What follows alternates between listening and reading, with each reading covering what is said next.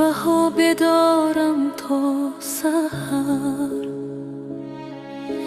با دل پر از درد و غمم.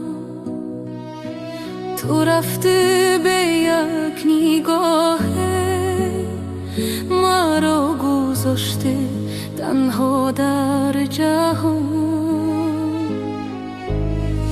در این خانه خاموش ماند، آرزوها خسته شدند.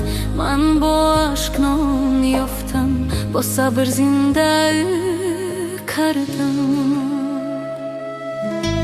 هر کس میگوید فراموش کن، ولی دل مگر فراموش میکند؟ من زنم ولی سنگ دلم خم شب هوا میشکند.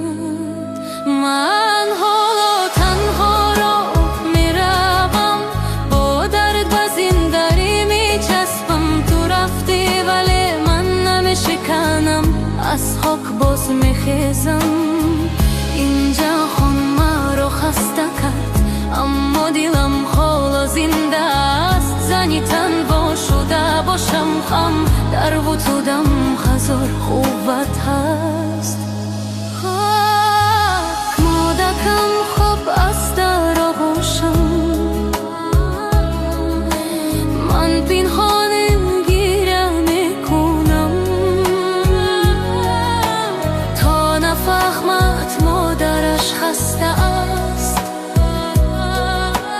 من باز میخندم و میسوزم. باران میبارد پشتی شیشه، مثلی دلی بیارامم. تو دیگر بر نمیگردی، من این را دیر فهمیدم. روزه میآید میبینی تو، این زنی تنها شکست نخورد. با چشمانی پر از گیره هم باز به زندگی نور آورد.